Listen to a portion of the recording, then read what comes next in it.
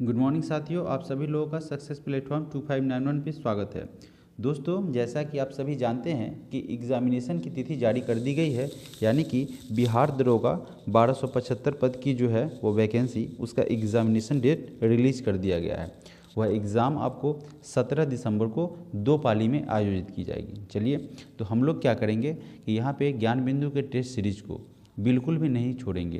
पूरा वीडियो आप देखेंगे, पूरा डिस्कशन देखेंगे, क्योंकि बहुत ही कम समय रह गया है। इस एग्ज़ामिनेशन के पॉइंट ऑफ व्यू से हमें क्या करना है, प्रश्न को एक एक करके अपने दिमाग में, अपने माइंड में सेव कर लेना है, समझ की तरह, है ना। अगर आप नहीं समझेंगे तो वहाँ पे जाके आप अपना 100% नहीं दे पाएंगे। तो क्या करते हैं, अब ये 17 नंबर टेस्ट सीरीज़ को हम लोग क्या करते हैं, यहाँ से स्टार्ट करते हैं पहले प्रश्न के साथ। ठीक है, तो चलिए सेशन की शुरुआत करते हैं पहले प्रश्न के साथ। इसके अलावा जो भी स्टूडेंट, जो भी व्यूअर पहली बार इस चैनल से जुड़े हैं तो चैनल को सब्सक्राइब करेंगे, लाइक करेंगे और शेयर करेंगे। सेट नंबर 17 का पहला नंबर प्रश्न में पूछा गया है कि संविधान सभा के किस अधिवेशन में महात्मा गांधी को श्रद्धांजलि दिया गया। देखिए, प्रश्न आसान है, बस थोड़ा सा घुमाया है। पूछा गया कि संविधान सभा का वह कौन सा अधिवेशन था जिसमें महात्मा गांधी को श्रद्धांजलि अर्पित किया गया था। ठीक है, तो इसका करेक्ट आंसर हो जाएगा 8वां। ठीक है, 8वें जो है अधिवेशन में महात्मा गांधी को श्रद्धांजलि दिया गया था। अगर आपसे पूछा गया कि महात्मा गांधी का जन्म कब हुआ था, तो उनका जन्म आप सुनेंगे, मैं लिखूंगा नहीं, आप सुन लेंगे। महात्मा गांधी का जन्म 2 अक्टूबर 1869 को हुआ था। ठीक है, 2 अक्टूबर 1869 को हुआ था उनका जन्म। ठीक है, और मृत्यु की बात की जाए तो उनकी मृत्यु हुई थी 30 जनवरी 1948 को। आपसे ऐसा भी पूछ दिया जाए कि कहाँ पे हुआ था उनका जन्म, तो पोरबंदर में हुआ था। उन्हें नाथूराम गोडसे ने क्या किया था, 3 गोली मारा था। ठीक है, और पिस्टल जो था M1934 पिस्टल से उन्हें मारा गया था, जिसका सीरियल नंबर 60682 था, 606824।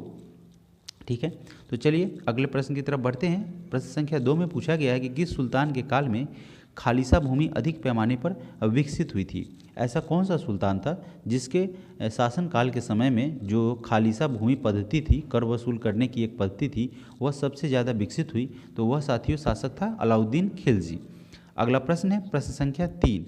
तीसरे प्रश्न में पूछा गया है कि भारत के राष्ट्रपति, है ना, भारत के प्रेसिडेंट पर महाभियोग से संबंधित कौन सा कथन गलत है। इसमें कौन सा कथन आपका गलत है वो हमें बताना है। चलिए, ऑप्शन नंबर ए में कह रहा है कि यह संसद में कोई भी सदन में लाया जा सकता है या लाया जाता है, तो ये आपका सही है।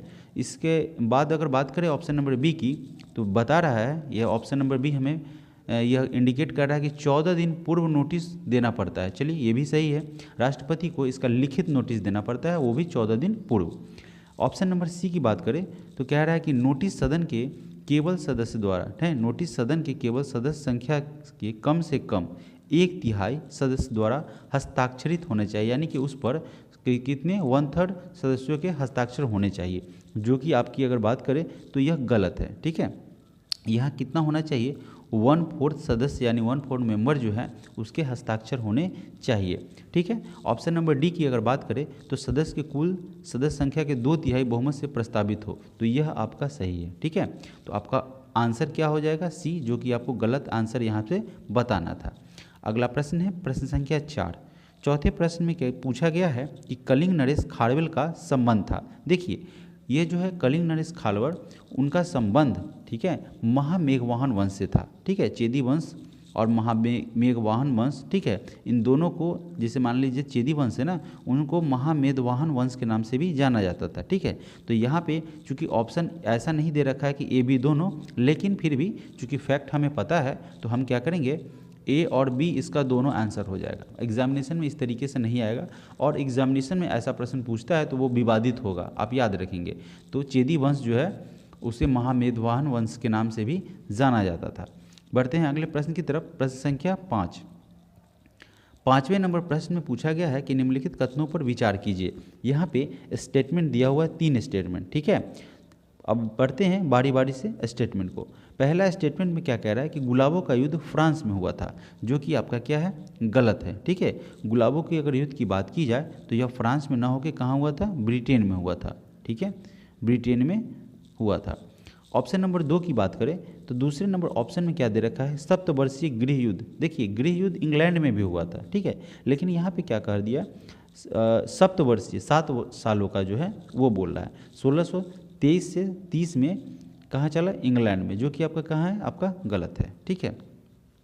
यह सप्तवर्षीय गृह युद्ध की अगर बात करें जो कि आपका 1756 से, ठीक है, 1756 से 63 तक, यह जो है फ्रांस और इंग्लैंड के मध्य चला था, ठीक है, फ्रांस वर्सेस इंग्लैंड, ठीक है, फ्रांस और इंग्लैंड के मध्य जो है यह जो है सप्तवर्षीय गृह युद्ध 1623 से 30 नहीं बल्कि 1756 से 1763 के मध्य हुआ था। और वैसे अगर बात की जाए इंग्लैंड में गृह युद्ध की तो वह गृह युद्ध चला था और लंबे समय तक चला था। अब देखिए जहाँ पे ऑप्शन 3 की बात करें तो ऑप्शन 3 क्या कह रहा है, इसी से आपका क्लियर हो जाएगा जो मैं अगला स्टेटमेंट बोल रहा था कि इंग्लैंड में गृह युद्ध चार्ल्स प्रथम के शासनकाल में हुआ था। ये बिल्कुल सही है, ठीक है, और ये लंबा चला था। तो यहाँ पे ऑप्शन 3 आपका सही है, यानी कि केवल 3 हो जाएगा, यानी कि option number C correct answer हो जाएगा। बढ़ते हैं अगले प्रश्न की तरफ। प्रश्न संख्या 6, छठे नंबर प्रश्न में पूछा गया है कि भारत सरकार द्वारा मूल कर्तव्यों के प्रचालन के संबंध में किस समिति का गठन किया गया। देखिए भारत सरकार के द्वारा मूल कर्तव्य के, है ना, फंडामेंटल राइट्स की अगर बात की जाए, मूल कर्तव्य प्रचालन के संबंध में सरदार स्वर्ण सिंह समिति का गठन किया गया था, ठीक है, आपका ए करेक्ट आंसर हो जाएगा, सरदार स्वर्ण सिंह समिति का गठन। इसकी अगर बात की जाए गठन का तो इसका गठन किया गया था 1976 में, ठीक है, इसका गठन 1976 में 42वें संविधान संशोधन के द्वारा किया गया था, ठीक है, 42वें संविधान संशोधन के द्वारा था। बढ़ते हैं अगले प्रश्न की तरफ। प्रश्न संख्या 7, सुभाष चंद्र बोस ने किस आंदोलन के बारे में कहा था कि जब भारतीयों का उत्साह चरम पर था तब आंदोलन वापसी की घोषणा राष्ट्रीय विपत्ति से कम नहीं थी। देखिए ऐसा उन्होंने असहयोग आंदोलन के बारे में कहा था। हुआ कि ये था कि चौरी चौरा कांड जब हुआ था तो उसके बाद महात्मा गांधी ने असहयोग आंदोलन को वापस ले लिया था। उनको लगा था कि भाई यह हिंसा जो है कहीं और भड़क न उठे, ठीक है। और बात की जाए चौरी चौरा कांड की तो ठीक है 5 फरवरी 1922 को चौरी चौरा कांड जो हुआ था उसके बाद ही महात्मा गांधी ने असहयोग आंदोलन 12 फरवरी 1922 को वापस ले लिया था, ठीक है, 12 फरवरी, लिखने में थोड़ा टाइम लगता है, आप सुन के भी याद कर लेंगे। 12 फरवरी 1922 को असहयोग आंदोलन वापस लिया था और चौरी चौरा कांड हुआ था 5 फरवरी को, ठीक है। बढ़ते हैं अगले प्रश्न की तरफ। प्रश्न संख्या 8, 8वें नंबर प्रश्न में कह रहा है कि उपयुक्त में से कौन सा सही सुमेलित नहीं है, इसमें से कौन सा जो है वह गलत है। अब देखिए ऑप्शन नंबर ए की बात करें, हॉर्नबिल महोत्सव, ठीक है, यह हॉर्नबिल महोत्सव जो है वह नागालैंड में मनाया जाता है, जो कि आपका बिल्कुल सही है, ठीक है। 1 से 10 दिसंबर के बीच यह मनाया जाता है, 10 दिनों तक चलता है, ठीक है। अगर बात की जाए खर्ची पूजा की, ठीक है ना, इसका आयोजन जो है वह असम में नहीं किया जाता है, ठीक है। इसका आयोजन अगर बात की जाए साथियों तो असम में नहीं करके यहाँ क्या हो जाएगा, त्रिपुरा में इसका आयोजन होता है। इस उत्सव को त्रिपुरा में मनाया जाता है, ये भी 10 दिनों तक चलता है, ठीक है। बात की जाए चेडियोवा तो वह जो है मणिपुर में मनाया जाने वाला फेस्टिवल है और बंगला महोत्सव मेघालय में मनाया जाता है, ठीक है। तो यहाँ पे आपको गलत आंसर ढूंढना था, ऑप्शन आपका बी करेक्ट आंसर हो जाएगा। अगर आप एक बात और जान लीजिए कि यह जो बंगला महोत्सव है, ठीक है, उसे 100 जो है ना 100 ड्रम वहाँ पे रहता है, तो 100 ड्रम महोत्सव के नाम से भी जाना जाता है। आपसे ये पूछ दिया जाए कि भाई 100 ड्रम महोत्सव कहाँ आयोजित किया जाता है, तो उसे मेघालय में आयोजित किया जाता है। अथवा 100 ड्रम महोत्सव को और किस नाम से जाना जाता है, तो बंगला महोत्सव के नाम से जाना जाता है। अगला प्रश्न है प्रश्न संख्या 9, महात्मा बुद्ध ने सर्वप्रथम किन 2 शूद्रों को बौद्ध धर्म का अनुयायी बनाया था। तो महात्मा बुद्ध के द्वारा सबसे पहले 2 शूद्र थे, उन्हें बौद्ध धर्म का अनुयायी बनाया गया था, फॉलोअर। एक थे तपस्सु, ठीक है, और दूसरा था, यहाँ पे देखिए तपस्सु के साथ कहीं भी कल्लिका नहीं दिया हुआ, देखिए ऑप्शन में, ऑप्शन ए में अंगद उपालिक दिया हुआ तो ये नहीं है, और यहाँ पे भल्लिक नहीं है, तपस्सु और कल्लिक है, ठीक है, भल्लिक नहीं है, कल्लिक है। ऑप्शन भी कभी कभी मिस हो जाता है। तपस्सु और कल्लिक को 2 शूद्र थे जिन्हें महात्मा बुद्ध ने सर्वप्रथम क्या किया था, अपना अनुयायी, अपना शिष्य बनाया था, बौद्ध धर्म की शिक्षा दी थी। बढ़ते हैं अगले प्रश्न की तरफ। प्रश्न संख्या 10, 10वें नंबर प्रश्न में पूछा गया है कि सरकारी सेवाओं में अनुसूचित जाति जनजाति के अभ्यर्थियों के लिए पदोन्नति में आरक्षण की व्यवस्था किस संविधान संशोधन अधिनियम द्वारा किया गया था। जैसे अनुसूचित जाति और जनजाति में जो पदोन्नति होती है, ठीक है, उनका प्रमोशन होता है, उसकी व्यवस्था पूछा गया है कि किस संविधान संशोधन के द्वारा किया गया। तो यह दोस्तों 82वें संविधान संशोधन के द्वारा किया गया था। कब? 2000 में, ठीक है। 2000 में आर्टिकल की अगर बात की जाए, आर्टिकल यानी कि अनुच्छेद की अगर हम चर्चा करें तो आर्टिकल 335 के माध्यम से किया गया था। अगला प्रश्न है प्रश्न संख्या 11, वैदिक युग में कौन सी सामाजिक कुप्रथा प्रचलित नहीं थी। देखिए उस समय जो है बाल विवाह भी नहीं हुआ करता था, सती प्रथा भी नहीं हुआ करता था, पर्दा प्रथा भी नहीं हुआ करता था, ठीक है। तो ये सभी जो है ऑल ऑफ दीज या ऑल ऑफ द एबव जो भी है आपका, ये सारी जो है कुप्रथा प्रचलित नहीं थी। उस समय क्या होता था, महिलाओं को यानी कि लड़कियों को जो क्या किया तो उनका उपनयन संस्कार भी किया जाता था, उन्हें यज्ञ में भाग लेने का भी अधिकार था, बहुत सारे अधिकार उन्हें, एक लड़का को जो अधिकार दिया जाता है एक बालक को वही बालिकाओं को दिया जाता था, ठीक है। चलिए बढ़ते हैं अगले प्रश्न की तरफ। प्रश्न संख्या 12, किस वर्ष में अकाउंटिंग को ऑडिटिंग यानी कि लेखा परीक्षक से अलग किया गया तथा नियंत्रक एवं महालेखा परीक्षक का कार्य केवल सरकारी लेखा तक सीमित रह गया। देखिए बात की जाए कि अकाउंटिंग को ऑडिटिंग से अलग करने की, तो इसे 1976 में किया गया था। ऑप्शन नंबर सी आपका करेक्ट आंसर बन रहा है।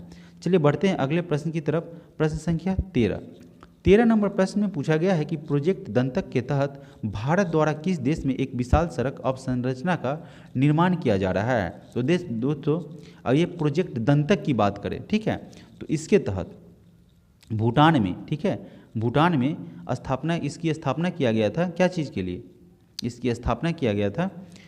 ये सड़क निर्माण के लिए बीआरओ के द्वारा, ठीक है। तो यह स्थापना किया गया था, इसकी स्थापना 24 अप्रैल को कहाँ किया गया था? भूटान में 24 अप्रैल को, ठीक है, 1961 में। उस समय से यह जो है प्रोजेक्ट दंतक, ये वर्तमान का नहीं है, उस समय से यह भारत सरकार द्वारा यह रोड, ठीक है ना, रोड कनेक्टिविटी के लिए, रोड के अवसंरचना को बेहतर करने के लिए यह प्रोजेक्ट दंतक भूटान में आयोजित किया गया था। अगला प्रश्न है प्रश्न संख्या 14 नंबर प्रश्न में पूछा गया है कि भारतीय जनगणना 2011 के अनुसार बिहार राज्य में लिंगानुपात क्या है। 2011 के जनगणना के अकॉर्डिंग अगर बात की जाए तो बिहार राज्य में लिंगानुपात 918 था, ठीक है। ऑप्शन नंबर सी आपका करेक्ट आंसर हो जाएगा। देखिए साथियों 2011 के जनगणना के संबंध में भी एक आध दो प्रश्न आते ही आते हैं, ठीक है। अगला प्रश्न है प्रश्न संख्या 15 नंबर प्रश्न में पूछा गया है कि उर्वरक उद्योग के लिए कौन सा कच्चा माल नहीं है। इसमें से पूछा गया है कि भाई कच्चा माल कौन सा नहीं है, ठीक है। तो आंसर हो जाएगा caustic soda, option number D, यह कच्चा माल नहीं है। जबकि सल्फर, नेप्था और जिप्सम यह क्या है? रॉ मटेरियल है, कच्चा माल है, ठीक है। 16 नंबर प्रश्न में पूछा गया है कि करगम कहाँ का लोक नृत्य है। करगम की अगर बात की जाए तो यह तमिलनाडु का लोक नृत्य है। करगम तमिलनाडु का लोक नृत्य है और इसकी अब उत्पत्ति की बात की जाए यानी कि इसका स्टार्टिंग हुआ तमिलनाडु के तंजावुर गांव से। अगला प्रश्न है प्रश्न संख्या 17 नंबर प्रश्न में पूछा गया है कि चिकित्सक दिवस किस तिथि को मनाया जाता है। अगर बात करें डॉक्टर्स डे यानी कि चिकित्सक दिवस की, तो इसे 1 जुलाई को सेलिब्रेट किया जाता है और विधान चंद्र राय की जयंती के उपलक्ष्य में इसे मनाया जाता है। आप याद रखेंगे विधान चंद्र राय उनकी, ठीक है, विधान चंद्र राय की जयंती के उपलक्ष्य में इसे मनाया जाता है 1 जुलाई को। अगला प्रश्न है प्रश्न संख्या 18, मान बुकर पुरस्कार साहित्य के क्षेत्र में नोबेल पुरस्कारों के बाद सबसे बड़ा पुरस्कार माना जाता है और इसकी शुरुआत कब हुई थी। तो यह मान बुकर अगर यानी कि मैन बुकर भी कह सकते हैं इसे, तो इसकी शुरुआत हुई थी 1969 यानी कि 1969 में इसकी शुरुआत की गई थी। और पहला विजेता अगर बात की जाए कि मान बुकर पुरस्कार जीतने वाला पहला विजेता कौन था, तो यह थे इस्माइल कादारे, ठीक है, इस्माइल कादरे या कादारे, ठीक है, यह पहले विजेता थे मान बुकर पुरस्कार के। अगला प्रश्न है प्रश्न संख्या 19 नंबर प्रश्न में पूछा गया है कि राजा रेड्डी एवं राधा रेड्डी किस नृत्य कला शैली से संबंधित है। तो बात की जाए राजा रेड्डी और राधा रेड्डी की, तो यह क्या है? एक युगल कोरियोग्राफर गुरु हैं, ठीक है, और इनका संबंध कचिपुड़ी डांस से है। अगला प्रश्न है प्रश्न संख्या 20 20वें नंबर प्रश्न में पूछा गया है कि निम्नलिखित में से किस कानून ने पहली बार भारत में एक क्रियाशील विधान परिषद का सृजन किया था। तो चार्टर एक्ट 1853 के माध्यम से, ठीक है, पहली बार भारत में एक क्रियाशील विधान परिषद का सृजन किया गया था। बढ़ते हैं अगले प्रश्न की तरफ। प्रश्न संख्या 21 नंबर प्रश्न में पूछा गया है कि राष्ट्रीय विकास परिषद में शामिल नहीं होता है। राष्ट्रीय विकास परिषद में कौन शामिल नहीं होता है? देखिए, सारे राज्यों के मुख्यमंत्री भी इसमें पार्टिसिपेट करते हैं, नीति आयोग के सदस्य भी इसमें सम्मिलित होते हैं, प्रधानमंत्री सम्मिलित होते हैं, राज्यों के मुख्यमंत्री की बात तो कर दिया, ये भी सम्मिलित होते हैं, और वित्त आयोग के सदस्य इसमें सम्मिलित नहीं होते हैं, ठीक है, और राष्ट्रपति भी इसमें सम्मिलित नहीं होते हैं, ये भी याद रखेंगे, राष्ट्रपति भी इसमें सम्मिलित नहीं होते हैं। तो इस तरीके से अगर देखेंगे ऑप्शन के अनुसार तो इसका correct answer option number C हो जाएगा। अगला प्रश्न है प्रश्न संख्या 22। भारत सरकार के बजट के आंकड़ों के कुल व्यय और कुल प्राप्तियों के बीच के अंतर को क्या कहा जाता है? तो इसे राजकोषीय घाटा कहा जाता है, ठीक है। फिर से पढ़ेंगे, यह क्या कहा जाता है? कुल व्यय, इसे याद रखेंगे, कुल व्यय और कुल प्राप्तियों के बीच का जो डिफरेंस होता है उसे राजकोषीय घाटा के रूप में जाना जाता है। अगला प्रश्न है प्रश्न संख्या 23 नंबर प्रश्न में पूछा गया है कि आल्प्स पर्वत के उत्तरी भाग में बहने वाली उष्ण शुष्क स्थानीय हवा को क्या कहा जाता है? तो उसे फोन के नाम से जाना जाता है। फोन की अगर बात की जाए तो यह जो क्या है, अति शुष्क, गर्म और धूल भरी आंधी होती है, अस्थायी पवन होती है, ठीक है। अगला प्रश्न है प्रश्न संख्या 24 नंबर प्रश्न में पूछा गया है, सूची दिया हुआ है, दो सूची, आपको एक जगह पठार है लेफ्ट साइड में और राइट साइड में उससे संबंधित देश दिया गया है, आपको राइट सीक्वेंस में मैच करना है। चलिए बात करें ऑप्शन नंबर ए की, तो ऑप्शन नंबर ए में दिया गया हुआ है अनातोलिया का पठार। दोस्तों, यह अनातोलिया का पठार तुर्की में स्थित है, ठीक है, यह तुर्की में स्थित है अनातोलिया का पठार, तो ए का 1 हो जाएगा। अबिसिनिया का पठार की अगर बात की जाए तो यह इथियोपिया में स्थित है, और मेसेटा की पठार की अगर बात करें तो यह स्पेन में स्थित है, और एशिया माइनर का पठार ईरान में स्थित है। इस प्रकार सभी जो है आपका एक सीक्वेंस में ही था, तो आपका आंसर हो जाएगा ऑप्शन नंबर ए। अगला प्रश्न है प्रश्न संख्या 25 नंबर प्रश्न में क्या कह रहा है कि यदि दो स्थानों के बीच समय में अंतर 2 घंटे 20 मिनट है तो देशांतर में अंतर क्या होगा? तो दोस्तों, अगर आप रट्टा मारेंगे तो इसका answer option number D 35 degree हो जाएगा, ठीक है। अगर आप समझेंगे तो मैं समझा रहा हूँ, होता क्या है कि 1 डिग्री, ठीक है, 1 डिग्री अगर बात की जाए, ये डिग्री का सिंबल है, 1 डिग्री उसे रोटेट करने में 4 मिनट लगता है, ठीक है, 4 मिनट लगता है, ठीक है ना। तो कितना रोटेट करेगा?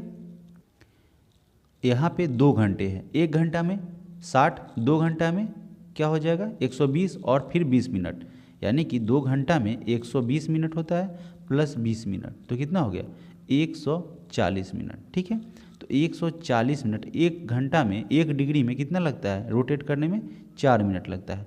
तो यहाँ पे 140 मिनट में कितना हो जाएगा 140 डिवाइडेड 4, यानी कि यह आपका कट जाएगा 35 बार में। इस प्रकार से आंसर आपका 35 डिग्री आता है। रट्टा मारेंगे तो समझ नहीं पाएंगे, ठीक है। ऑप्शन डी आपका करेक्ट आंसर हो जाएगा। अब प्रश्न संख्या 26 की अगर बात की जाए, 26 नंबर प्रश्न में पूछ रहा है कि जब सोडियम क्लोराइड के पानी में बने घोल के मध्य से बिजली पारित होती है तो कौन सा उत्पाद बनता है? तो दोस्तों, यहाँ पे सोडियम ऑक्साइड का उत्पाद होता है, सोडियम ऑक्साइड क्रिएट होता है। अगर इसकी बात की जाए रासायनिक सूत्र की, तो इसका रासायनिक सूत्र होता है Na2O। बढ़ते हैं अगले प्रश्न की तरफ। प्रश्न संख्या 27, निम्नलिखित में से कौन एक प्रवाल विरंजक यानी कि कोरल ब्लीचिंग का सबसे अधिक प्रभावी कारक है? तो सबसे अधिक प्रभावी कारक की अगर बात की जाए प्रवाल विरंजन के संबंध में, तो वो हो जाएगा सागरीय जल के सामान्य तापमान में वृद्धि, जो कि आपका ऑप्शन नंबर सी में सही दिया हुआ है। अगला प्रश्न है प्रश्न संख्या 28 नंबर प्रश्न में कह रहा है कि स्वाधीनता आंदोलन के दौरान महात्मा गांधी के करीबी अंग्रेज मित्र थे, यानी कि जब स्वतंत्रता यानी कि स्वाधीनता आंदोलन चल रहा था उस समय अंग्रेज, ठीक है, अंग्रेज में इनके सबसे करीबी मित्र हुआ करते थे रेवंड चार्ली एंड्रूज। ऑप्शन सी आपका करेक्ट आंसर हो जाएगा। 29 नंबर प्रश्न में कह रहा है कि निम्नलिखित में से कौन सा एक नाइट्रोजनीय उर्वरक नहीं है? देखिए, यूरिया नाइट्रोजन होता है, कभी आपने यूरिया का बैग अगर देखा होगा, अगर आप किसान फैमिली से है अथवा आपके आसपास में किसान है तो गौर करेंगे तो यूरिया पे नाइट्रोजन का जिक्र रहता है। ठीक है, यूरिया अमोनियम सल्फेट का बैग रहता है, वहाँ पे भी इसका जिक्र रहता है। और अमोनिया नाइट्रेट पे भी यहाँ पे क्या होता है, नाइट्रोजनीय उर्वरक होती है, उसमें नाइट्रोजन रहता है। और सुपर फास्फेट की बात की जाए तो यह नाइट्रोजनीय उर्वरक नहीं है। तो ऑप्शन डी आपका करेक्ट आंसर हो जाएगा। 30 नंबर प्रश्न की बात करें तो पूछा गया है कि भारत के किस पड़ोसी देश ने 37 शहरों में मार्शल लॉ घोषित किया है।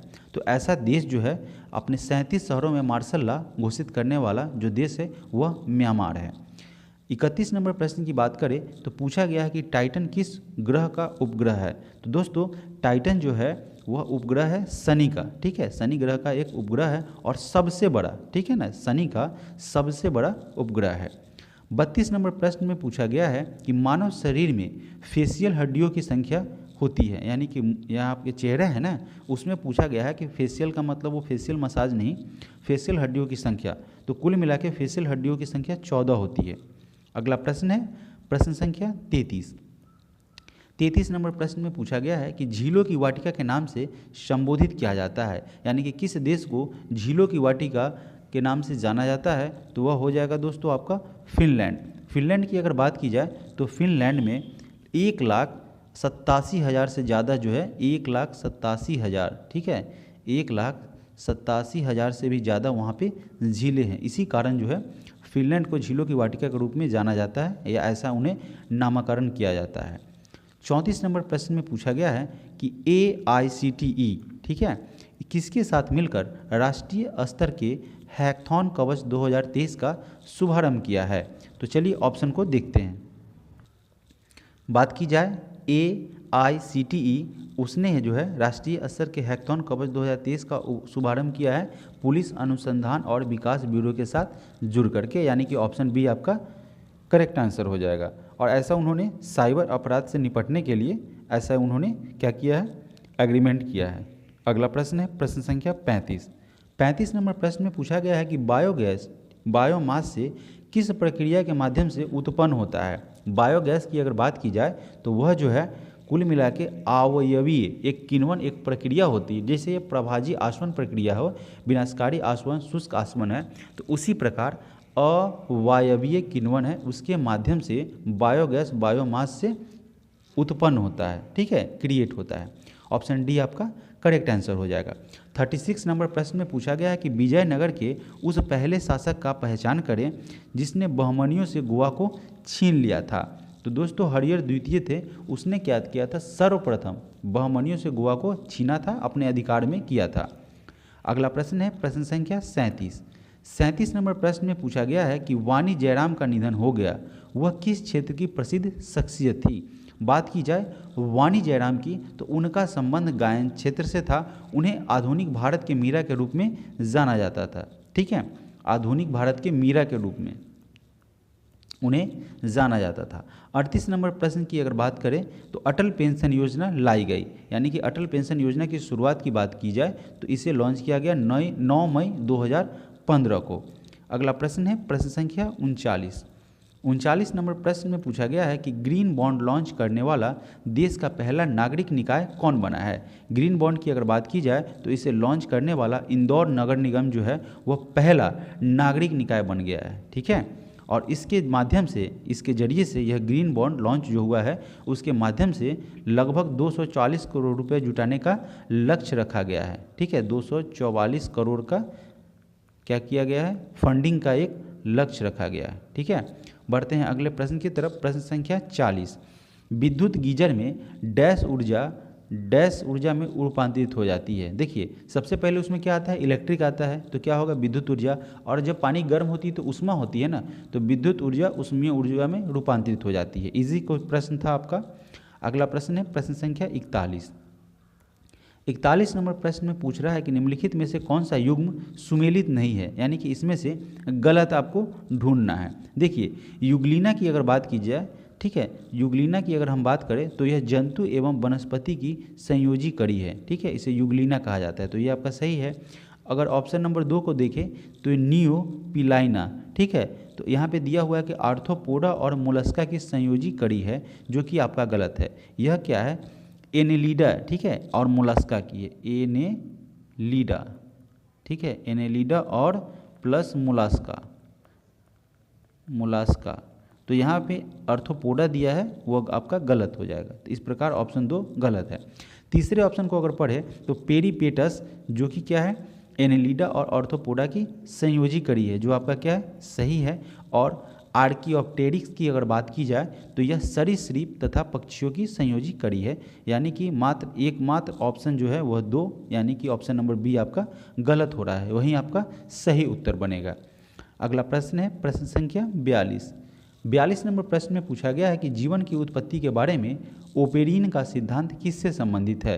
तो वह रासायनिक विकास के सिद्धांत से जो है जीवन की उत्पत्ति के बारे में ओपेरिन महोदय ने एक सिद्धांत दिया था, जिसका संबंध रासायनिक विकास से है।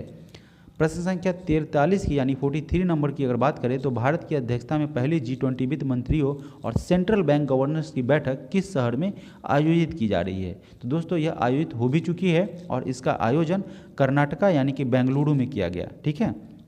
और कब किया गया था? 24 से 25 फरवरी 2023 को इसका आयोजन कर्नाटका के बेंगलुरु में किया गया था। 44 नंबर प्रश्न में पूछा गया है कि किस देश को दुनिया का पहला पूरी तरह से परिचालित स्वर्म ड्रोन सिस्टम मिला है? तो यह भारत को मिला है और भारतीय सेना को दिया गया है, ठीक है। अगला प्रश्न है प्रश्न संख्या 45। प्रतिनिधित्व नहीं तो कर नहीं, इसका नारा किसने दिया था? दोस्तों यहाँ पे एक आप खुद इसका आंसर करेंगे फिलहाल, क्योंकि यह यहाँ पे कोई ऑप्शन ही मुझे ऐसा नहीं मिल रहा है, ठीक है। तो इसका अगर मेरे से मिस्टेक हो रहा है तो आप कमेंट बॉक्स में आंसर करेंगे, लेकिन बिना श्योर हुए नहीं करेंगे। फिलहाल मेरा इसका आंसर हो जाएगा दोस्तों जेम्स ओटिस, ठीक है, जेम्स ओटिस। अगर आपको कोई सही आंसर तथ्य के साथ मिलता है तो आप हमें कमेंट बॉक्स में ज़रूर शेयर करेंगे, ठीक है। प्रश्न पूछा गया है कि प्रतिनिधित्व नहीं तो कर नहीं, इसका नारा जेम्स ओटिस के द्वारा दिया गया था, जहाँ की यहाँ पे कोई ऑप्शन में दिख नहीं रहा है। अगला प्रश्न है प्रश्न संख्या 46 नंबर प्रश्न में पूछा गया है कि एथेनोइक एसिड का सामान्य नाम होता है। एथेनोइक एसिड का सामान्य नाम एसिटिक एसिड होता है, ठीक है। Option number B correct answer हो जाएगा, जिसका अगर रासायनिक फॉर्मूला की अगर बात करें तो CH3COOH हो जाएगा, ठीक है। अगला प्रश्न है प्रश्न संख्या 47। किसने कहा था आलोचना और स्वतंत्र चिंतन एक क्रांतिकारी की 2 विशेषताएं हैं? ऐसा स्टेटमेंट जो है, ऐसा नारा, ऐसा कथन भगत सिंह के द्वारा दिया गया था। अगला प्रश्न है प्रश्न संख्या 48। 48 नंबर प्रश्न में पूछा गया है कि राष्ट्रपति भवन स्थित मुगल गार्डन का नाम बदलकर क्या रखा गया है? तो उसका नाम बदलकर अमृत उद्यान कर दिया गया है। और प्रश्न संख्या 49 में पूछा गया है कि वंदे भारत एक्सप्रेस ट्रेन की पहली महिला लोको पायलट कौन बनी है? तो यह बनी है सुरेखा यादव। सुरेखा यादव आपका करेक्ट आंसर हो जाएगा। 50 नंबर प्रश्न में पूछा गया है कि अनबुझे चूने का रासायनिक सूत्र क्या है? अनबुझे चूने को कैल्शियम ऑक्साइड के नाम से जानते हैं, यानी कि CaO इसका करेक्ट आंसर हो जाएगा, ऑप्शन नंबर डी। आप इसे याद रखेंगे, CaO का मतलब होता है कैल्शियम ऑक्साइड, ठीक है। कैल्शियम ऑक्साइड का यह रासायनिक सूत्र है, कैल्शियम ऑक्साइड का यह रासायनिक फॉर्मूला है। अगला प्रश्न है प्रश्न संख्या 51। हेकानी जखालू जो है वह भारत के किस राज्य की पहली महिला विधायक यानी कि MLA बनी है? तो उनका संबंध जो है वह जो है हेकानी, देखिए प्रश्न में क्या करा है, हेकानी जखालू, ठीक है। यह नाम से ही आपको आंसर समझ में आ गया है, इसका आंसर हो जाएगा नागालैंड, ठीक है। वह नागालैंड की राज्य की पहली महिला विधायक बनी है, ऑप्शन डी आपका करेक्ट आंसर हो जाएगा। 52 नंबर प्रश्न में पूछा गया है कि हीमोग्लोबिन में कौन सी धातु होती है? यानी कि हीमोग्लोबिन आप जानते हैं कि आयरन, ठीक है, लोहा, ठीक है। तो यहाँ पे आपका यहाँ पे कहाँ दिख रहा है? फेरम, Fe+2 दिख रहा है ना, तो आप यहाँ से आंसर कर देंगे। लोहे ब्लड में जो है हीमोग्लोबिन में क्या पाया जाता है? आयरन होता है। तो यहाँ पे फेरम आपका दिया हुआ है Fe फेरम, तो Fe+2 जो दिया हुआ है, यहाँ से आप इजीली आंसर तक पहुँच सकते हैं। अगला प्रश्न है प्रश्न संख्या 53। निम्न में से कौन सी मिश्र धातु में टीन होती है? यहाँ पे मिश्र धातु ऑप्शन में दिया हुआ है पीतल, ड्यूरेल्यूमिन, इस्पात, सोल्डर। तो पूछा गया है कि इसमें से किस मृत धातु में टीन होती है, तो वह हो जाएगा ऑप्शन बी सोल्डर। 54 नंबर प्रश्न में पूछा गया है कि एकमात्र उपराष्ट्रपति जिनका पद पे यानी कि अपने पद पर रहते हुए उनका निधन हो गया है, तो ऐसा एकमात्र उपराष्ट्रपति हैं कृष्णकांत सिंह, कृष्णकांत, ठीक है ना। उनका जो है निधन अपने पद पर रहते हुए 22 जुलाई को हो गया था, 22 जुलाई 2002 को हो गया था, ठीक है। बढ़ते हैं अगले प्रश्न की तरफ। प्रश्न संख्या 55। फाइलेरिया रोग का संचरण होता है। फाइलेरिया रोग जो है क्या होता है, वह एडिस द्वारा फैलता है, बाय एडिस। इसमें भी अगर आपको कोई संशय हो तो ज़रूर कमेंट करेंगे, ठीक है। इससे क्या होगा ना कि हमें क्या होगा कि मान लीजिए आपका एक तो समझ पता चलेगा और एक आंसर होगा, तो सभी लोगों को पता चल जाएगा कि आंसर क्या होगा, ठीक है। और कमेंट सम्मानजनक होना चाहिए, क्योंकि ऐसा नहीं होना चाहिए कि नीचा दिखा रहे हैं। भाई साहब, मैं भी कहीं ना कहीं से स्टडी करके जो अपने नॉलेज के अकॉर्डिंग आपको क्या करता हूँ, इसका आंसर उपलब्ध कराता हूँ। चलिए बढ़ते हैं अगले प्रश्न की तरफ। प्रश्न संख्या 56 नंबर प्रश्न में पूछा गया है कि धातु में एक मुक्त इलेक्ट्रॉन के पथ का आकार होता है, तो इसका आकार क्या होता है साथियों, जिगजैग टाइप का, ठीक है ना, यानी कि वक्र। सीधी रेखा, वर्गाकार और वृत्ताकार में नहीं होता है, वक्र टाइप का होता है, टेढ़ा मेढ़ा, ठीक है। तो यह ऑप्शन हो जाएगा ऑप्शन नंबर सी। 57 नंबर प्रश्न में पूछा गया है कि पैन कार्ड कुल कितने अक्षरों और संख्याओं से बना होता है। पैन कार्ड की अगर बात की जाए तो कुल मिला के 10 संख्या और अक्षरों से मिलकर बना होता है। ऑप्शन बी आपका करेक्ट आंसर हो जाएगा। 58 नंबर प्रश्न में पूछा गया है कि पानी के समानांतर पर्वत श्रृंखला के डूबने से जो समुद्र तट बनता है उसे क्या कहा जाता है, तो उसे डालमेशिया के नाम से जाना जाता है, ठीक है। डालमेशियन जो है वह जो है कैसे बनता है, उसका निर्माण कैसे होता है, तो पानी के समानांतर जो पर्वत श्रृंखला होती है उन्हीं के समानांतर, ठीक है, उनके डूब जाने से यह एक समुद्र तट बनता है, उसे ही डालमेशियन कहा जाता है। ऑप्शन ए आपका करेक्ट आंसर हो जाएगा। 59 नंबर प्रश्न में पूछा गया है कि केंद्रीय मंत्री भूपेंद्र यादव ने कहाँ पर आर्द्र भूमि बचाओ अभियान शुरू किया है, तो उनके द्वारा गोवा में आर्द्र भूमि बचाओ अभियान की शुरुआत की गई है। अगला प्रश्न है प्रश्न संख्या 60। जलीय वातावरण में सूक्ष्म जंतु और पादपों को सम्मिलित रूप से क्या कहा जाता है, तो उन्हें सम्मिलित रूप से प्लवक कहा जाता है, यानी कि प्लैंकटन कहा जाता है। ऑप्शन डी आपका करेक्ट आंसर हो जाएगा। 61 नंबर प्रश्न की बात करें तो निम्नलिखित में से कौन सा एक खनिज अम्ल नहीं है, ठीक है। तो यहाँ पे सिट्रिक अम्ल जो है वह खनिज अम्ल नहीं है, जबकि हाइड्रोक्लोरिक अम्ल, सल्फ्यूरिक अम्ल और नाइट्रिक अम्ल क्या है, खनिज अम्ल है, और सिट्रिक अम्ल जो है वह खनिज अम्ल नहीं होता है। 62 नंबर प्रश्न में पूछा गया है कि फुटबॉल के 2027 एशियाई कप की मेज़बानी कौन सा देश करेगा, तो यह जो है 2027 एशियाई कप की मेज़बानी कतर के द्वारा इसका मेज़बानी किया जाएगा, ठीक है। अगला प्रश्न है प्रश्न संख्या 63। निम्नलिखित में से कौन सा जंतु श्वसन तो करता है परंतु क्या करता है, श्वसन तो करता है परंतु उनके पास श्वसन अंग नहीं होते हैं। देखते हैं ऑप्शन को। दोस्तों, कीचुआ जो है वह श्वसन करता है यानी कि सांस लेता है, पर उसके पास ऐसा कोई स्पेसिफिक अंग नहीं होता है, ठीक है। अगला प्रश्न है प्रश्न संख्या 64। उत्तल दर्पण का मुख्य फोकस डैश पे स्थित होता है। उत्तल दर्पण का मुख्य फोकस जो है वह दर्पण के पीछे होता है। ऑप्शन ए आपका करेक्ट आंसर है। 65 नंबर प्रश्न में पूछा गया है कि पोंस मानव के किस अंग का भाग है, तो पोंस जो है वह क्या है, मस्तिष्क का भाग होता है, और यह कहाँ होता है, पश्च मस्तिष्क में होता है, ठीक है, पिछले मस्तिष्क में, पश्च मस्तिष्क में यह स्थिर होता है। अगला प्रश्न है प्रश्न संख्या 66।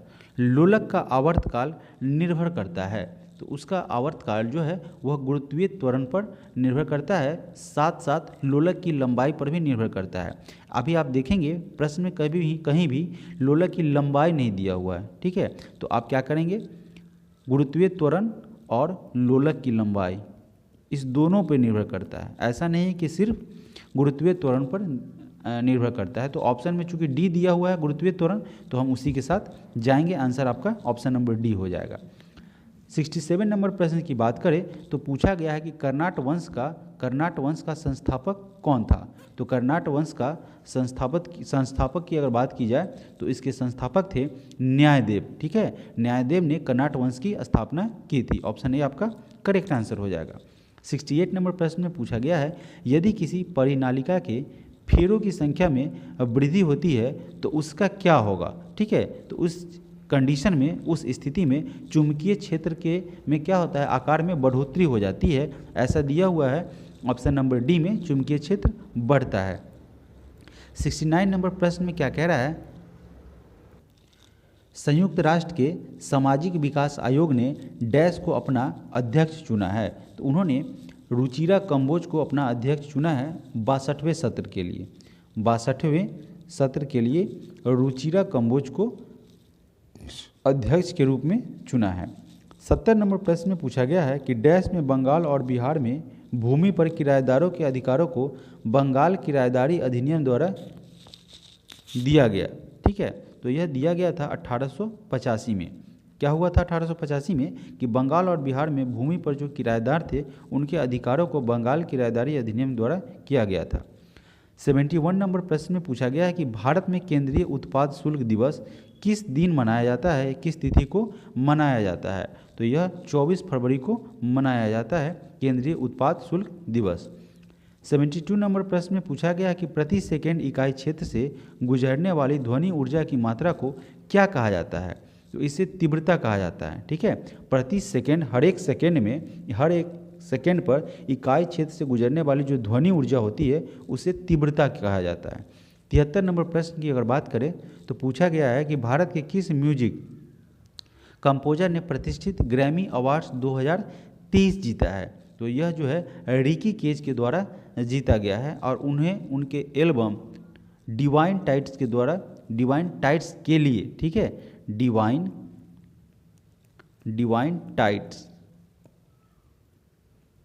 टाइट्स ऐसा पूछा जा सकता है, टाइड्रस नहीं होगा, टाइट्स, ठीक है ना, एक ऐसा होगा। डिवाइन टाइट्स के लिए रिकी केज को म्यूजिक कंपोजर है, उन्हें प्रतिष्ठित ग्रैमी अवार्ड से सम्मानित किया गया है। उन्होंने 2023 का ग्रैमी अवार्ड जीता है। 74 नंबर प्रश्न में पूछा गया है कि राग मियाँ की मल्हार का रचयिता किसे माना जाता है। तो इसके रचयिता है तानसेन। राग मियाँ के मल्हार के रचयिता तानसेन को जाना जाता है। 75 नंबर प्रश्न में पूछा गया है कि राजनीतिक सुधारों को लेकर विरोध करने वाले पहले भारतीय कौन थे। ऐसे पहले भारतीय जिन्होंने राजनीतिक सुधार के लिए विरोध किया था, यानी कि होना चाहिए, तो इसका विरोध किया था राजा राममोहन राय ने। ठीक है, अगला बात अगर आपसे पूछ दिया जाए कि राममोहन राय को राजा की उपाधि किसने दी थी, तो यह दिया था अकबर द्वितीय के द्वारा दिया गया था। ऐसा भी प्रश्न पूछा जा सकता है। 76 नंबर प्रश्न की अगर बात करें तो पहले पेट्रोल से चलने वाली कार का इंजन किसके द्वारा बनाया गया था। तो इसे कार्ल बेंज के द्वारा बनाया गया था 1886 में। ठीक है, 1886 में बनाया गया था। 77 नंबर प्रश्न में पूछा गया है कि नीचे कुछ मुकदमों की सूची दी गई है और अंत में दिए गए कूट का प्रयोग करते हुए उनके तिथि अनुसार, यानी कि तिथ्यानुसार सही क्रम को चयन कीजिए। अगर बात की जाए लाहौर मुकदमा, देखिए एक लाहौर षड्यंत्र था, एक 1935 भी था, और यह लाहौर मुकदमा की बात की जाए तो इसका डेट हो जाएगा 1915। ठीक है, अब 1935 और 1915 में कन्फ्यूज़न नहीं होंगे, कन्फ्यूज़ नहीं करेंगे। ठीक है, काकोरी मुकदमा की अगर बात की जाए तो यह हुआ था दोस्तों 9 अगस्त 1925 को। ठीक है, और कानपुर की अगर बात की जाए तो यह हुआ था 1924 में, और मेरठ मुकदमा 1933 में हुआ था। ठीक है, 1933 में। तो सबसे पहले यहाँ पे क्या आ जाएगा, देखिए 1933 है, थोड़ा सा लिखने में परेशानी हो रही है, तो सबसे पहले क्या हुआ था, अब यहाँ पे लिख देता हूँ, मेरठ मुकदमा 1933 में। तो सबसे पहले यहाँ पे क्या हो गया, सबसे पहले 15 आएगा, यानी कि 1 आएगा, फिर उसके बाद 15 के बाद क्या आ जाएगा, 24 आएगा, यानी कि 4 आ जाएगा, फिर उसके बाद 25 यानी कि 2 आ जाएगा, अब फिर उसके बाद क्या आ जाएगा, आपका 3 हो जाएगा।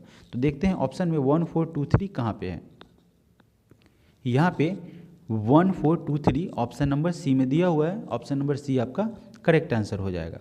अगला प्रश्न है प्रश्न संख्या 78, जातिगत भेदभाव पर प्रतिबंध लगाने वाला अमेरिका का पहला शहर कौन बन गया है। तो ऐसा जो है प्रतिबंध लगाया है जातिगत भेदभाव पर सिएटल। ठीक है, सिएटल जो है वह अमेरिका का पहला शहर बन गया है जिसने जातिगत भेदभाव पर प्रतिबंध लगा दिया है। 79 नंबर प्रश्न में पूछा गया है कि पुरुषों के बंध्याकरण शल्य क्रिया को कहा जाता है, तो इसे क्या कहा जाता है, इसे ट्यूबेक्टोमी के नाम से जाना जाता है। ठीक है, आपका आंसर हो जाएगा यहाँ पे, यहाँ के यहाँ पे दिया हुआ है दोस्तों, यहाँ गलत ऑप्शन है, ठीक है। ट्यूलेबटोमी दिया हुआ है जो कि आपका गलत है, यहाँ पे होना चाहिए ट्यूबेक्टोमी, ठीक है, ट्यूबेक्टोमी, ठीक है, ट्यूबेक्टोमी आपका करेक्ट आंसर हो जाएगा। यहाँ पे दिया हुआ है ट्यूलेबटोमी, ठीक है, तो यहाँ आपका option number D correct answer हो जाएगा। और महिलाओं के वंध्याकरण से संबंधित जो है वो किया जाता है शल्य क्रिया, उसे वेसेक्टोमी के नाम से जाना जाता है। अब बढ़ते हैं अगले प्रश्न की तरफ। प्रश्न संख्या 80 नंबर प्रश्न में पूछा गया है कि लालक ला दर्रा कहाँ अवस्थित है। बात करें लालक ला दर्रा की, तो यह दर्रा जो है लद्दाख के ऑक्साइन चीन में पड़ता है, जो आपका ऑप्शन नंबर ए दिया हुआ है लद्दाख, वो आपका करेक्ट आंसर हो जाएगा। अगला प्रश्न है प्रश्न संख्या 81। ए और बी एक कार्य को यानी कि एक वर्क को 80 दिन में, ए 80 दिन में कर रहा है और बी 96 यानी कि 96 दिन में पूरा कर रहा है। और उन्होंने क्या किया, जब सी उसमें इंक्लूड हो गए तो एक साथ जब ये तीनों काम करते हैं तो वह कार्य 32 दिन में पूरा कर लिया जाता है। तो आपसे पूछा गया है कि सी अकेले उस काम को कितने दिन में पूरा कर लेगा। तो दोस्तों ए बी सी जब तीनों मिलते हैं, ठीक है, यहाँ पे ए बी और सी जब तीनों मिल जाते हैं तो काम 1/32 दिन में हो जाता है। एक काम कितना दिन में होता है, 32 दिन में, ठीक है। तो ये तीनों मिला हुआ है, उसमें से ए और बी को घटा देंगे तो सेपरेट आपका सी का एफिशिएंसी पता चल जाएगा, वो कितने दिन में काम कर पाएगा तो वो पता चल जाएगा। तो ए कर जाएगा 80 दिन में, ठीक है, और बी कर जाएगा 96 दिन में। अब हम यहाँ पे क्या करेंगे, इसका एलसीएम लेंगे, ठीक है। जब आप एलसीएम लेते हैं तो इसका एलसीएम आप लेंगे तो इसका एलसीएम आएगा 480, ठीक है। अब इससे इसको कैंसिल करेंगे, ठीक है।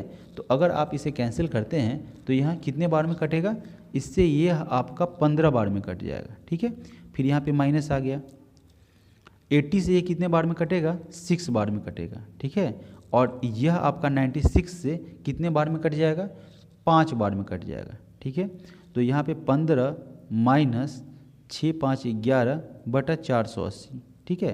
तो यहाँ पे 4 बटा क्या हो जाएगा, 480, जो कि 4 से आपको यहाँ पे कटेगा, 4 1 4, 4 दूना 8 और 0, यानी कि 120 बार में यह कट जाएगा। यहाँ पे 120 बार में ये कट जाएगा, ठीक है।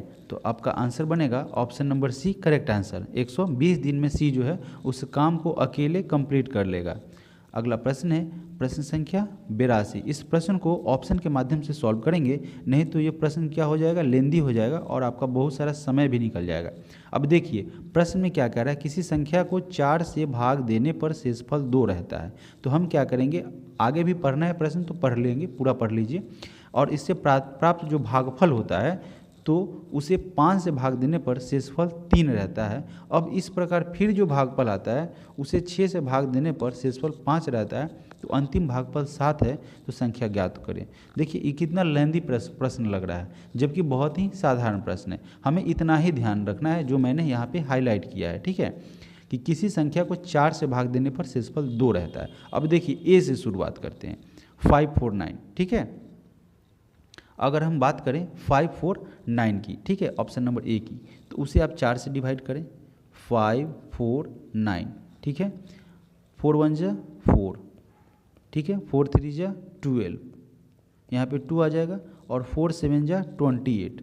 तो यहाँ पे रिमाइंडर क्या आ रहा है, 1 आ रहा है। आपको क्या कह रहा है, 2 आना चाहिए। तो यहाँ पे ऑप्शन नंबर ए गलत हो गया, ठीक है, ऑप्शन नंबर ए क्या हो रहा है, गलत हो रहा है। अब ऑप्शन नंबर क्या करेंगे, दूसरे को चेक करेंगे, यानी कि 945, उसको हम क्या करेंगे, 4 से भाग देंगे, ठीक है। 4 2 जा 8, ज़्यादा समय बिल्कुल नहीं लगेगा, 4 3 जा 12, ठीक है, और यहाँ पे 25, तो 4 6 जा 24। अब यहाँ पे 1 आ रहा है, जबकि रिमाइंडर यहाँ पे क्या आना चाहिए, 2 आना चाहिए, तो ये भी आपका गलत हो गया, ठीक है। अब देखिए फिर यहाँ पे ऑप्शन नंबर सी को चेक करेंगे, 9 5 4, 4 2 जा 8, है ना, 4 3 जा 12, 4 8 जा 32। यहाँ पे क्या आ रहा है, 2 रिमाइंडर आ रहा है, यानी कि ऑप्शन सी सही जा रहा है। लेकिन ऑप्शन डी को भी चेक कर लिया जाए, ठीक है, ऑप्शन नंबर डी को भी चेक करते हैं। अब ऑप्शन नंबर डी की अगर बात की जाए तो 9 9 4, 4 2 जा 8, 4 4 जा 16, ठीक है ना, और 4 8 जा 32। तो यहाँ भी 2 आ रहा है, ठीक है। तो यहाँ से इतना हम कंफर्म हो गए कि ऑप्शन सी ऑप्शन डी दोनों हो रहा है।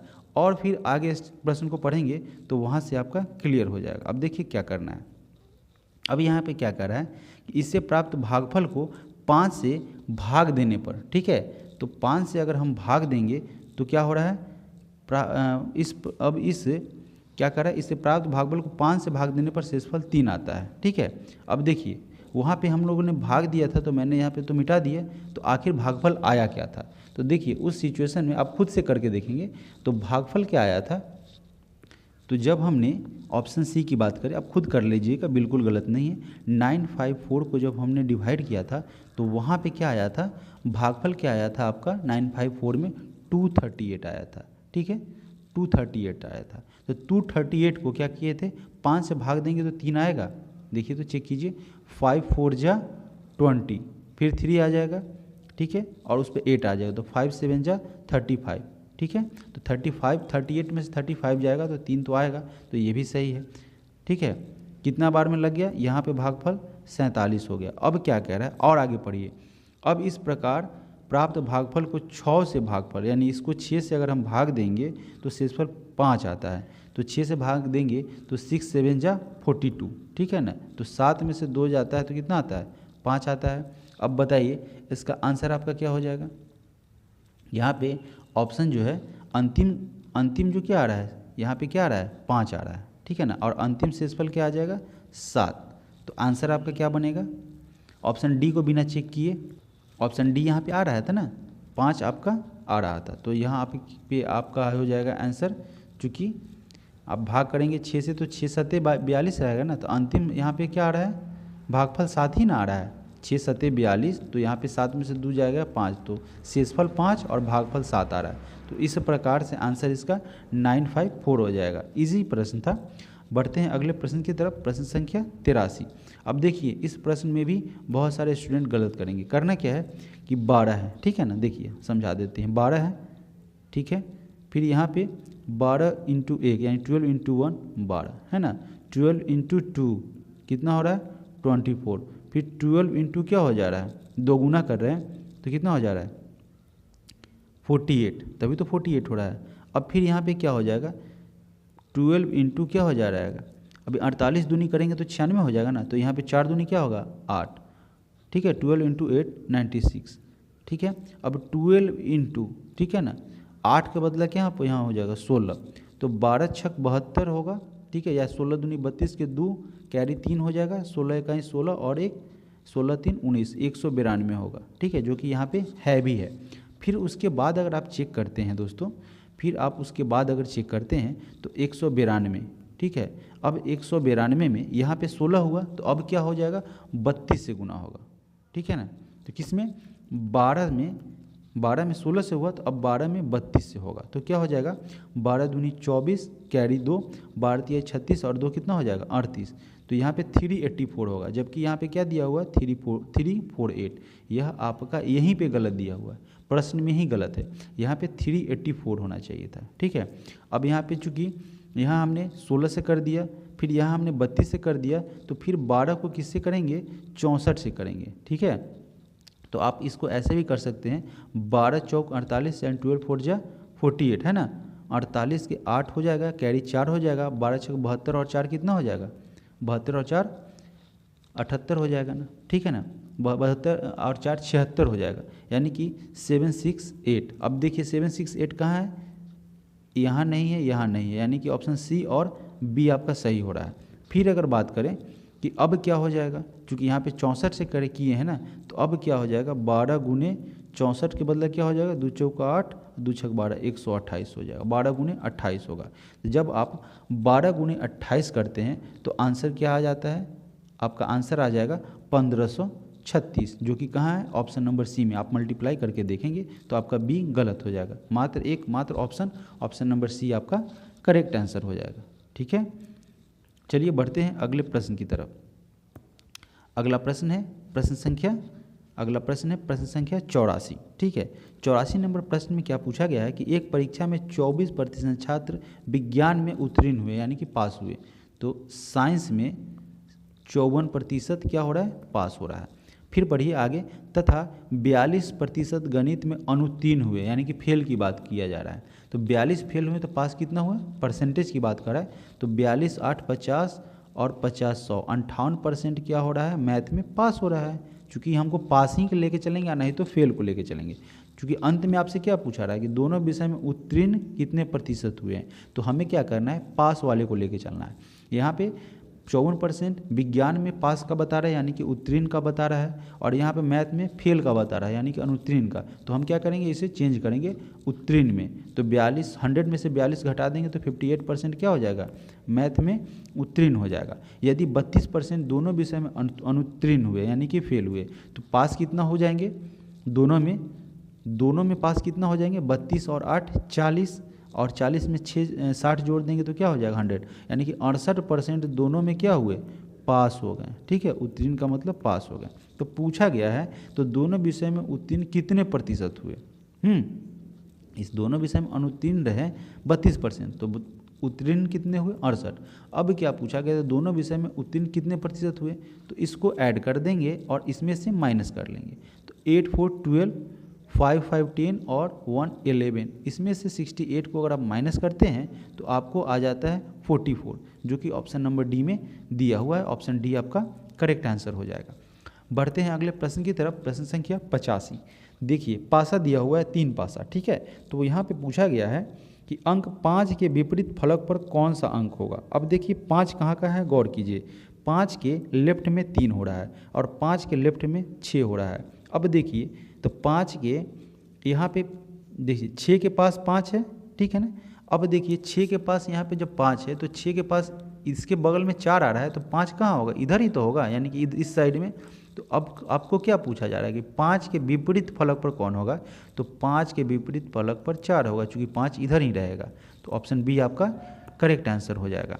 86 नंबर प्रश्न की अगर बात की जाए तो 86 नंबर प्रश्न में पूछा गया है कि निम्न में से कौन सा अंग मनुष्य के उत्सर्जन तंत्र यानी कि एक्सक्रेटरी सिस्टम का अंग नहीं है। देखिए यहाँ पे क्या होता है, गुर्दे किडनी का काम क्या होता है, जो भी उसका वेस्टेज रहता है ब्लड में उसको बाहर निकालना, तो उत्सर्जी अंग है। मूत्रवाहिनी उत्सर्जी अंग है, मूत्रमार्ग उत्सर्जी अंग है, लेकिन गर्भाशय आपका उत्सर्जी अंग नहीं है। ऑप्शन सी आपका करेक्ट आंसर हो जाएगा। ठीक है, अगला प्रश्न है प्रश्न संख्या 87। 87 नंबर प्रश्न में पूछा गया है कि 1 सितंबर 2020 को कौन सा दिन होगा। अब देखिए बहुत ही इजी प्रश्न है लेकिन लंबा है, ठीक है, आपको काउंट करके फिर डिवाइड करना पड़ेगा। तो उस दिन क्या हो जाएगा, जैसे प्रत्येक सातवें दिन क्या होता है, दिन रिपीट हो जाते हैं। आज संडे अगर मान लेते हैं, क्योंकि आज तो बुधवार है, तो मान लेते हैं अगले 7वें दिन फिर से बुधवार होगा, तो यह 7वें दिन रिपीटेशन होता है डेज का। ठीक है, तो क्या करना है कि अभी जो है आपको बैक जाना पड़ेगा। 2023 में है ना, तो आप बैक जाएंगे तो उतना डेज, कितना डेज है उसको आप एक साथ ऐड करेंगे और 7 से डिवाइड करेंगे, जो फुट रह जाएगा उसको वहाँ से काउंट कर लेंगे। तो इस प्रकार अगर काउंट करेंगे देखेंगे इसका मंगलवार आएगा और आप खुद से करेंगे। ठीक है, बहुत लंबा ऐसा क्वेश्चन नहीं है कि बताया जाए, बिना बताए आपसे ना बने। 88 नंबर प्रश्न में पूछा गया है कि विधानमंडल में प्रयोग की जाने वाली भाषा का चर्चा किस अनुच्छेद में है। तो जब विधानमंडल की अगर बात की जाए उसमें प्रयोग की जाने वाली भाषा का चर्चा आर्टिकल 210 में किया गया है। ऑप्शन ए आपका करेक्ट आंसर हो जाएगा। बढ़ते हैं अगले प्रश्न की तरफ, प्रश्न संख्या 89। 89 नंबर प्रश्न में पूछा गया है कि स्थानांतरित कृषि को मणिपुर में किस स्थानीय नाम से जाना जाता है। तो मणिपुर में उसे पामलू के नाम से जानते हैं। ठीक है, स्थानांतरित कृषि होती है, ठीक है, उसे मणिपुर में पामलू के नाम से जाना जाता है। प्रश्न में पूछा गया है 90 नंबर में कि करजन वायली की हत्या के आरोप में किसे मृत्युदंड दिया गया।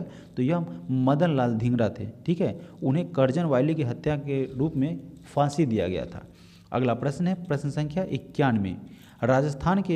राजस्थान के कौन से 2 जिले हैं वह दिल्ली एनसीआर में शामिल होते हैं, यानी कि आते हैं।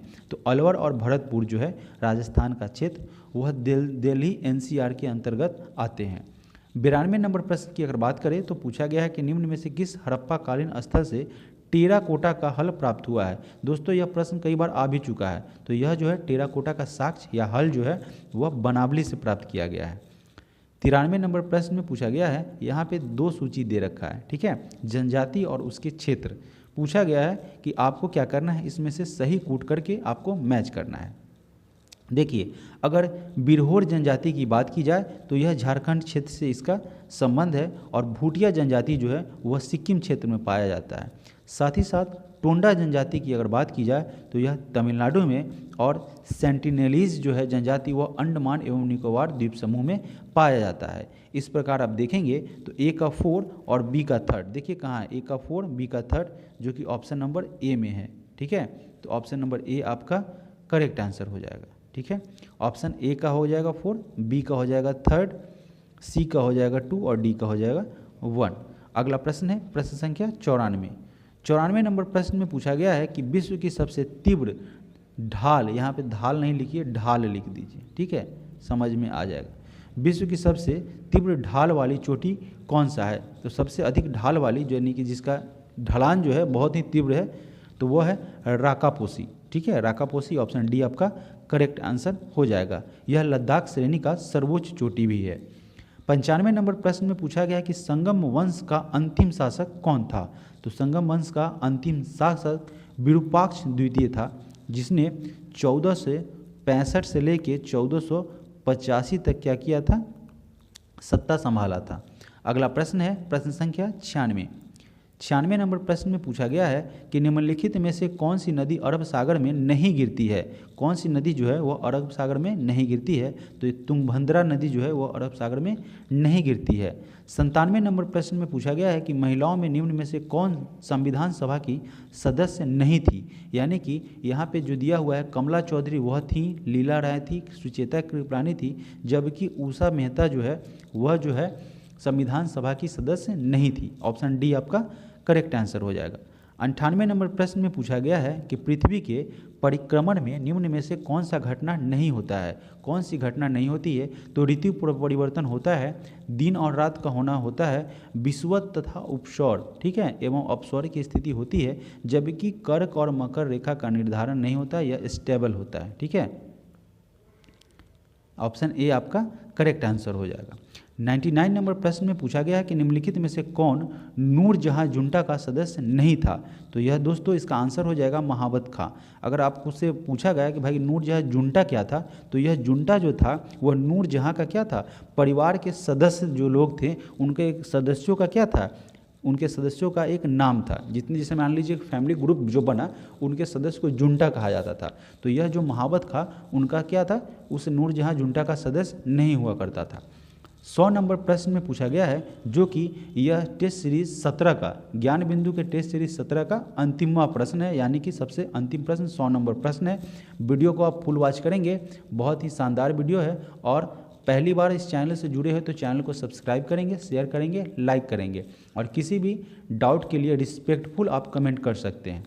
अंतिम प्रश्न है प्रश्न संख्या 100। भारत के मूल संविधान में लोकसभा की सदस्य संख्या कितनी निश्चित की गई थी? तो शुरुआत में कुल मिला के अगर बात की जाए तो 500 का निर्धारण किया गया था। ठीक है, लोकसभा की सदस्य संख्या 500 निर्धारित की गई थी। ठीक है, इसके बाद क्या किया था? इसे चेंज करके 550 तक कर दिया गया है। ठीक है, 550 तक कर दिया गया है। वर्तमान में अगर बात की जाए तो वर्तमान में ये 543 जो है ना, ये दोस्तों यह वर्तमान में लोकसभा के सदस्य संख्या है। ठीक है, लोकसभा के सदस्यों की संख्या है वर्तमान में 543। इस प्रकार से सेट नंबर 17 जो है आपका कंप्लीट हुआ, और 18 ऑलरेडी उसका वीडियो अपलोड कर दिया गया है। तो हम लोग जस्ट आज ही मिलेंगे सेट नंबर 19 के साथ, ज्ञान बिंदु के सेट नंबर 19 के साथ मिलेंगे। और ज्ञान बिंदु को तो इस तरीके से हम लोग कंप्लीट करेंगे कि प्रश्न एक भी हमारा छूटने ना पाए। तो आप सभी लोगों का इस चैनल से जुड़ने के लिए, आपको इस चैनल पे बने रहने के लिए बहुत बहुत धन्यवाद। Thank you so much.